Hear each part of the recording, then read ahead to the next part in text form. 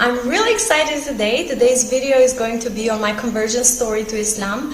I know a lot of you guys have asked me to make this video and I've been wanting to do it for such a long time. I finally got the chance to just sit down and record. I'd like to start by saying that I come from a non-religious family. My parents do believe in God, but they don't believe in religion, and there's reasons for that. My grandparents went through communism. My parents were born and grew up during communism. My country was one of the most isolated at the time, and religion was banned by constitution. Basically, people have moved away from religion. It doesn't mean that people are not spiritual. So that was the case in my family. I grew up without any religious education whatsoever. We don't have religious lessons in schools. So basically, no one ever spoke to me about God, what's going to happen to me when I die, or anything like that. However, I was very spiritual ever since I was a little girl. I used to always ponder about life and the purpose of my existence, why I am in this world, what is going to happen to me after I die, why the world is so complex and who created it, what's the purpose of us being here. So I always had these thoughts in my mind, and I used to meditate a lot. Ever since I was very little, I used to go out in the garden and just look at the stars at night and just think, who created these stars? It's just such a perfect creation. When I was about 9 years old, I started going to church. Now, nobody in my family went to church. And my father really didn't like that. He used to tell me all the time, how can you believe that God has a son? He just did not like that. He's like, God is independent and God needs no son. However, I was a really stubborn girl, and I was very curious. I wanted to learn things, I wanted to know things, so I kept going there. And my parents never stopped me from doing that because they raised me to be independent and to make decisions for myself. So basically, my father would show me what is wrong and what is right, and then let me make a decision. So I kept going to church. I used to go 2 to 3 times a week. I used to even teach the Bible to the little kids, and I really loved it. I loved the people at church. But then there was always a void in my heart. I could not explain it. Why I have this religion, I'm reading the Bible, but there are still things that I keep wondering about and I can't find answers to. And then later on, I moved to the States, and there I continued going to church. Before that, I tried different churches. I went to Orthodox church, to a Protestant church. In the States, then I tried different churches as well, and I used to do that every week. However, I had a lot of questions I couldn't find the answers to. For example, the Trinity. I couldn't wrap my head around that. I couldn't understand it. How does it work? And every time I try to ask questions, the answers are not satisfying. People are just like, oh, well, that's the way it is, right? You just believe in it. However, for me to believe something, it needs to make sense to me. It has to make logical sense, and it has to be something rational. Anyways, I went to the States, made friends from all over the world, and I used to go to parties with them. And I'm seeing all these college kids, they're drinking and they're smoking, all kinds of crazy things, and I felt really, really uncomfortable. Every time they would offer me a drink, I'd be like, no, I don't want it. Well, why don't you want it? Don't you want to have fun? I'm like, well, I can have fun without drinking. I really hated the peer pressure, why people weren't themselves and they were just trying to fit in and live the college life, right? So I felt very uncomfortable in that kind of environment. And then at the same time, I was doing a lot of activities back home. I was on TV, on different shows. I used to do acting. I was an MC for many concerts, and just a lot of places and activities in which I were in the center of the attention. So I was doing the same thing even when I was in the States. I was traveling, and I really loved it. I was getting the things that I always wanted for myself. At the same time, I was going through a lot of struggles. I was just thinking about the people that surrounded me and life in the States, which was very individualistic to me. I see people working all the time and they're running to work. They're just doing things, drinking in the weekends. But But I see that they're not happy, even though they are doing all these things. I'm like, what is the purpose of you working all day long, just barely paying bills? These people are not happy. They go shopping, but they're not happy. I see all these girls, these women trying to always dress up. I'm not saying there's anything wrong about that, because I used to do that. I still do that.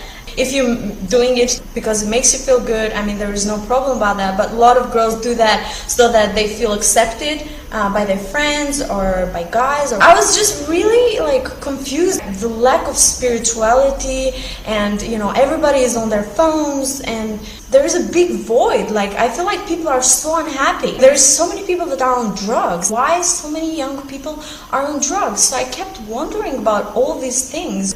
At the same time, I kept wondering, why am I unhappy? It happened that there were a lot of Muslim people around campus and my college, so I made friends from work and from school. And one time these girls, Muslim girls, they invited me over to their house it was during Ramadan, and these girls wear a scarf. So I had at the time a very, very negative image of Islam. Because of the media and everything, I had a really bad image of Islam. I never thought about converting to Islam or anything like that. And just like hearing about it, or just the Quran, I would get scared. I just didn't want to have anything to do with the religion. But I didn't have a problem with the people for as long as they don't talk to me about religion. And so I went over to their place, and they were fasting. I don't know if I should call that fasting, but they were not eating and they were not drinking. At the same time, these are girls who cover. They were doing a lot of things that Muslim women are not supposed to do by religion. I was really shocked because I had a completely different image of Muslim women. I thought they were conservative, and I was just so shocked. Like, I'm like, why are these women doing these things? Like, is this how Muslim women actually are? So I just go home, and that's like the first spark. I wanted to know what Islam is all about, what these women are all about, because I hear in the media that they're very conservative.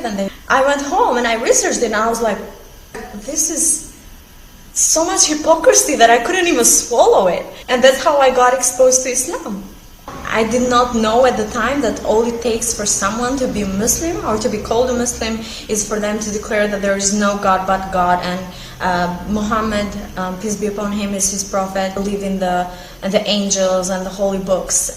But I didn't know that there are a lot of Muslim people who do things that are completely against religion. And then I went back home for an internship.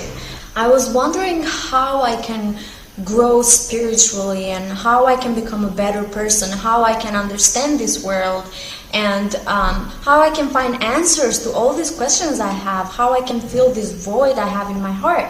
And I figured the only way I could do that was to humble myself, to open my mind and open myself to new ideas and new experiences. I started, because I got interested in Islam, I started watching videos, and my mom started freaking out. And her reaction was really not good.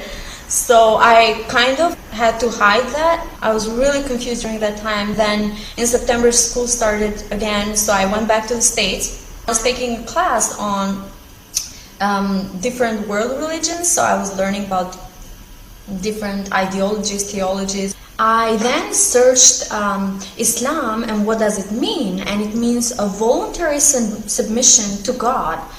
It's not just a submission, it's a voluntary submission to God.